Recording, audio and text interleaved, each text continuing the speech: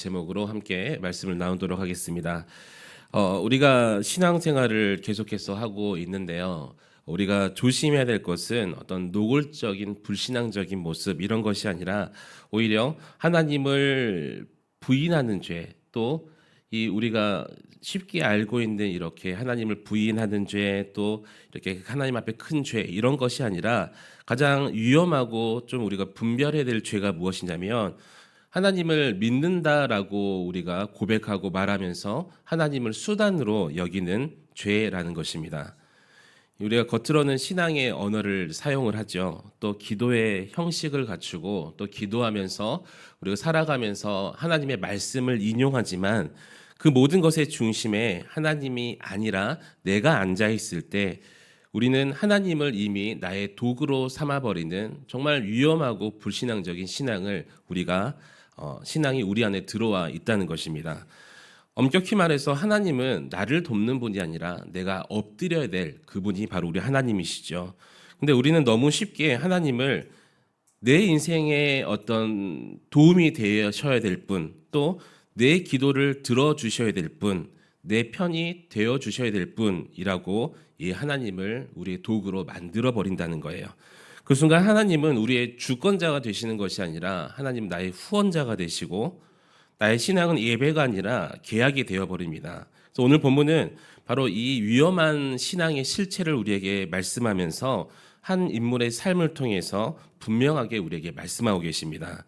그래서 사무엘하 3장은 사울 왕과 또 다윗의 왕가가 대립하는 장면으로 시작을 하는데 1절 말씀에 매우 중요한 이야기를 우리에게 하고 있죠. 다윗은 점점 강하여 가고 사울의 집은 점점 약하여 가니라라고 말씀하고 있습니다. 이 말씀이 어떤 정치 세력이 다윗이 강해진다, 세력적인 이렇게 대립의 어떤 형상을 담고 있는 것이 아니라 하나님께서 얼마나 주권적으로 역사에 관여하시고 역사의 주인이신가를 말씀한다는 거예요. 그래서 하나님께서 이미 다윗에게 기름을 부으신 상태고 그 뜻이 역사 속에서 분명해지고 있다는 선언을 지금 하고 있다는 것입니다. 그래서 이 흐름 가운데 서 있는 인물이 바로 아브넬인데 아브넬은 사울의 이 군대 장관이죠. 사울이 죽은 이후에도 이스보셋을 왕으로 세워서 실권을 장악하려고 하는 이 사람입니다. 이 왕은 아니었지만 왕보다 어떻게 보면 강한 사람이었고요. 또 실권을 가지고 있어서 또 명분 뒤에 실리를 챙기려고 하는 그런 사람이었어요. 무엇보다 중요한 사실은 아브넬이 하나님의 뜻을 모르는 사람이 아니었다는 것이죠. 그래서 본문 9절에는 스스로 이렇게 고백을 합니다. 여호와께서 다윗에게 맹세하신 대로 내가 이루게 하지 아니하면 하나님이 아브넬에게 벌 위에 벌을 내리심이 마땅하니라. 아멘. 이 말은 아브넬의 신앙 고백처럼 어떻게 보기에는 들리기도 하지만 사실은 그의 지식의 고백이었다는 거. 신앙 고백이 아니라 지식의 고백이었어요. 다윗이 하나님의 선택받은 왕이라는 것을 너무나도 명백하게 잘 알고 있었다는 것이죠. 이 문제는 무엇이냐면 똑똑했어요. 무지한 사람이 아니었는데 그 말씀에 불순종이 있었다는 거죠. 그 하나님을 몰라서 반대편에 섰던 게 아니라 알면서도 자신의 유익 때문에 하나님의 뜻을 거스리고 있었던 사람이었다는 거예요.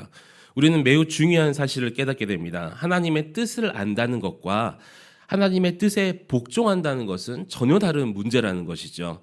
정통 교리를 아는 것, 우리가 교리 많이 배우지요. 교리를 아는 것이 신앙의 완성이 아니라는 거예요. 말씀을 암송을 많이 하는 것이 하나님 편에 내가 서 있고 내가 말씀의 사람이라는 증거가 안 된다는 거예요. 기도를 오래 하고 깊게 한다는 것이 우리 신앙의 깊이를 말씀하는 게 아니라는 것입니다. 오히려 말씀을 알면 알수록 더 무서운 유혹들이 우리를 찾아오게 되죠. 말씀을 순종의 근거가 아니라 자기의 선택을 합리화하는 그런 도구로 하나님의 말씀을 사용할 수 있기 때문이라는 거예요. 아브넬이 다윗에게 돌아서기로 결단한 결정적인 계기가 7절과 8절 말씀에 나옵니다. 이스보셋이 아브넬에게 사울의 첩 리스바와 관계를 문제를 삼자 아브넬은 크게 분노를 하죠.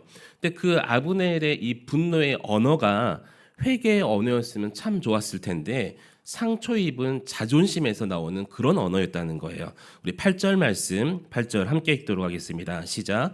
아브넬이 이스보셋의 말을 매우 분하게 여겨 이르되 내가 유다의 계머리냐? 내가 오늘 당신의 아버지 사울의 집과 그의 형제와 그의 친구에게 은혜를 베풀어 당신을 다윗의 손에 내주지 아니하였거늘 당신이 오늘 이 여인에게 관한 허물을 내게 돌리는도다. 아멘. 내가 유다의 계머리냐라고 이야기를 하죠. 하나님 앞에서 자신을 돌아보는 것이 아니라 또 자신의 죄를 직면하는 것이 아니었다는 거예요. 오히려 자신이 이 무시당했다는 거에 대해서 감정이 폭발하면서 이 반응을 했습니다. 그리고 그 감정의 폭발 속에서 이런 말을 하죠. 내가 이 나라를 다윗에게 넘기겠다. 겉으로 보면은 하나님의 역사의 순리대로 따라가는 것처럼 보이죠. 하나님의 말씀에 순종하는 것처럼 보입니다. 그러나 회개에서 나온 그런 순종이 아니라 분노에서 자신의 자존심이 꺾여버리니까 상처를 받으니까 그것에서 나온 말이었다는 거예요. 하나님께로 다시 돌이킨 것이 아니라 불리한 자리에서 유리한 자리로 옮겨갈 수 있는 포석을 깔아버렸다는 것이죠. 하나님을 선택한 것이 아니라 자신의 안전이 보장받을 수 있는 위치로 이동한 것입니다. 사랑하는 성도 여러분, 하나님은 우리의 감정적인 결단이라는 것을 순종으로 받지 않으십니다. 분노에서 나온 결단, 어쩔 수 없이 했던 그런 순종들, 상처에서 비롯된 방향의 어떤 전환들, 자존심을 지키기 위한 어떤 신앙적 선택은 아무리 우리가 신앙의 언어를 입힌다고 해도 하나님 앞에서 순종이 아님을 여러분 기억하시기 바랍니다. 하나님께서는 어떤 결과보다 동기를 보시는 분이시고 말보다 어떤 행동보다 중심을 보시는 분이기 때문이라는 거예요. 아브넬의 문제는 분명히 있습니다. 아브넬은 하나님의 약속을 믿지 않은 것이 아니라 하나님의 약속을 이용했다는 것이죠. 하나님이 다윗을 왕으로 세우실 것이다. 이 말씀을 자기의 정치적 선택을 정당화하는 어떤 그런 카드로 사용했다는 거예요. 이것이 바로 하나님을 도구로 삼는 신앙의 본질이라는 것입니다. 하나님의 이름은 입에서 이 고백되어지고 하나님이 어떤 말씀을 하셨다 이렇게 고백하지만 그 마음속에는 하나님의 주권이 들어있지 않다는 거죠. 그 결과는 분명히 나타납니다. 아브넬은 다윗의 나라에 들어오죠. 그런데 하나님의 사람으로 끝내 쓰임받지 못했어요. 얼마 지나지 않아서 요압의 손에 비참하게 죽었던 사람이 되었습니다. 그리고 하나님의 구속의 그 역사 속에서 아무런 흔적이 없이 사라져 버렸다는 거예요. 이것은 단순히 개인적인 비극이 아니라 하나님을 이용한 인생의 비참한 결말을 우리에게 말씀하고 있습니다. 하나님을 도구로 삼은 사람은 결코 하나님께서 사용하지 않으신다는 것을 말씀하고 계신다는 것이죠. 역사 속에서 제거해 버렸어요. 이것은 어떤 우리가 있었던 이야기, 앞으로도 그럴 것이다 이런 추측 같은 것이 아니라 성경에서 반복적으로 나오는 이야기라는 것이죠. 반면에 다윗은 전혀 다른 길을 걸어가죠. 다윗은 하나님의 약속을 누구보다도 분명히 붙들었던 사람이었어요. 그리고 그 약속을 이루기 위해서 하나님을 앞세우지 않았습니다. 왕이 되기 위해서 하나님을 이용하지 않았다는 거예요. 그는 이 다윗이란 사람은 기다리고요, 참았고요, 하나님의 때를 신뢰했던 사람이었어요.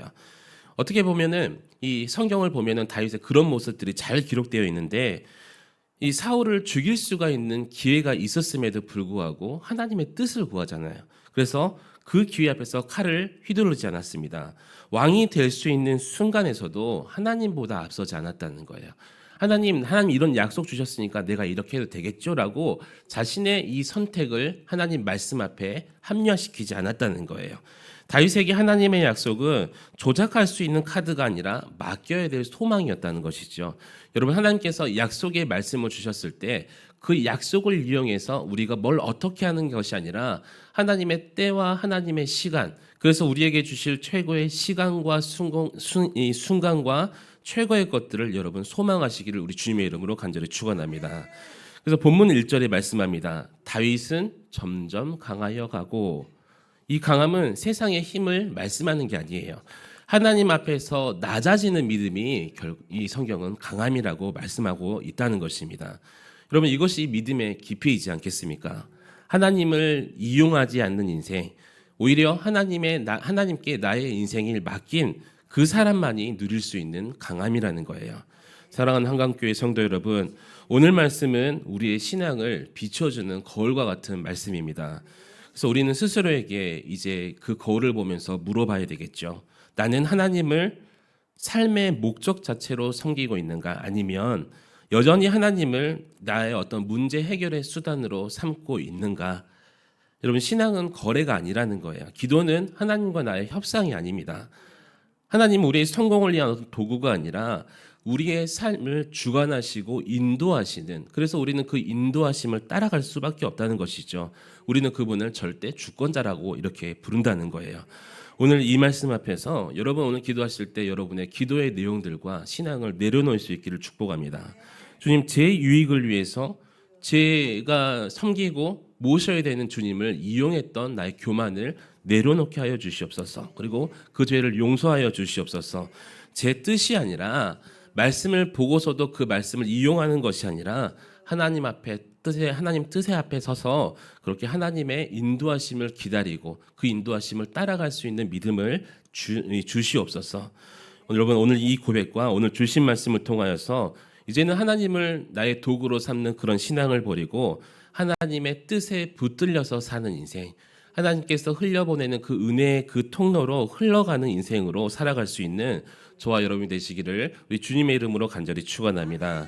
오늘 함께 기도하실 때, 하나님, 내 유익을 도구로 삼았던 나의 모든 신앙들, 정말 겉으로 보기에는 번지르르 했고 향기 나는 신앙 같았지만, 하나님, 나의 신앙이 정말 악취나는 신앙이었고 하나님을 도구로 이용했습니다. 이런 내 뜻을 내려놓고 하나님 앞에 순종할 수 있는 믿음과 우리의 신앙을 허락해 달라고 우리 주님의 이름을 한번 부르짖고